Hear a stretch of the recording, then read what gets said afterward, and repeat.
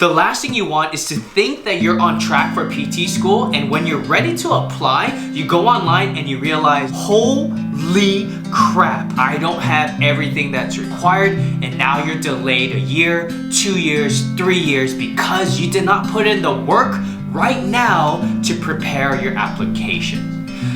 Oh my gosh, it breaks my heart because I have talked to so many students who have gone through this situation. And if they had listened to my advice or watched this video, they could avoid that heartache. So I'm making a video to make sure that you don't make the same mistakes that they do. So in this video, we're gonna talk about the 3 things, steps 1, 2, and 3 that you need to do that's gonna help prevent that heartache of getting to that point of that feeling of when your heart just sinks down. What's up everyone? My name is Dr. Justin Lee, physical therapist. I'm the PT admission expert and I help students get accepted into physical therapy school the first time. So in this video, we're gonna talk about those 3 steps to make sure you avoid that mistake so you can best prepare your application. So whether you're 3 years out, 2 years out, 1 year out, or you're gonna apply this year, make sure you do this because the people who don't plan and think they have it all under control are the ones who I'm talking about here. All right, so we're gonna jump right in. These are pretty simple things, but very important things, so pay attention. Step 1, make a list of the top 10 PT schools that you want to apply to. I recommend starting out with programs that are in your state because you can get public school education tuition costs, which is a lot cheaper than private school. But if you can't do that, then expand your horizons. Okay, step number 2, make a list of all the requirements that they require to get into that program for all 10 of those programs. They're most likely gonna be all different. They're gonna have different requirements and minimums for GPAs, prerequisite and overall GPA, and minimums for GRE if they require that, minimums for their letters of recommendation, minimums for their observation hours. So you have to make a list of all of those things, all right? Now, step number 3, more specifically, let's hone in on the prerequisite courses. Now, the prerequisite courses are the things that are gonna take you the longest amount of time, right? Because if you got Bio 1, you're gonna take that in the fall, and then Bio 2, you're gonna take that in the spring. That's usually how these consecutive classes work for like biochemistry, physics, anatomy, physiology, that kind of stuff. So you gotta plan that, right? So if you're trying to take Physics 1 in the spring, most likely that class is not gonna be offered. So you gotta start planning these things and making sure your timeline is on track. Now, one big thing to focus on with the prerequisites is to make sure that your credits are the same.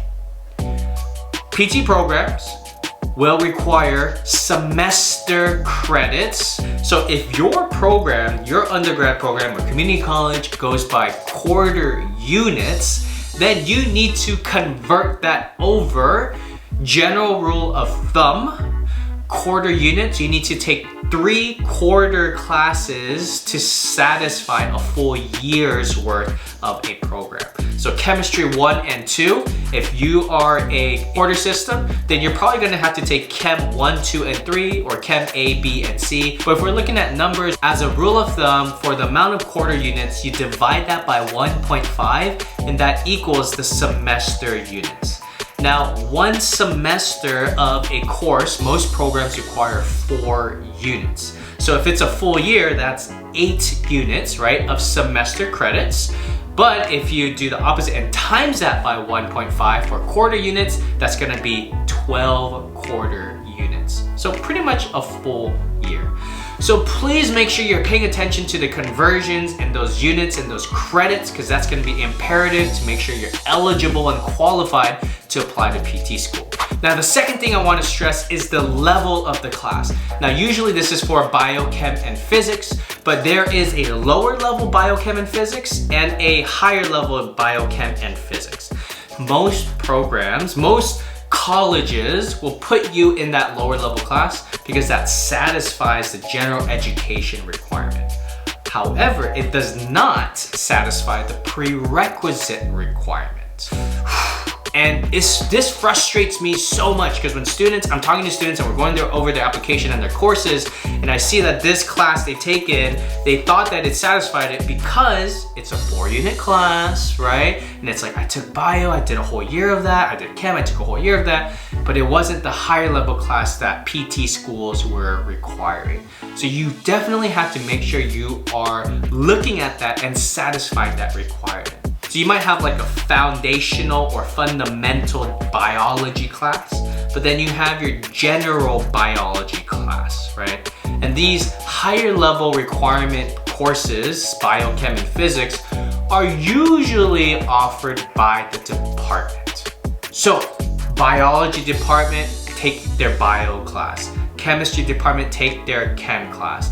Physics department, take their physics class. These lower level classes, they might not be in that department, they might be in another department. So double check that. If you're looking like, hey, you know what? I need somebody to help me through this whole thing, someone personalized, someone who can help personalize my application, I can definitely help you out with some one-on-one coaching.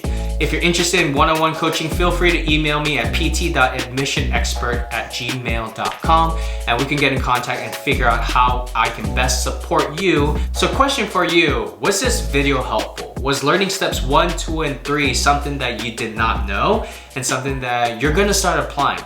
I'd love to hear from you. If this was valuable, let me know in the comments so I can make more videos like this to help you avoid harmful mistakes that's going to delay your application and get you rejected the first time that you apply.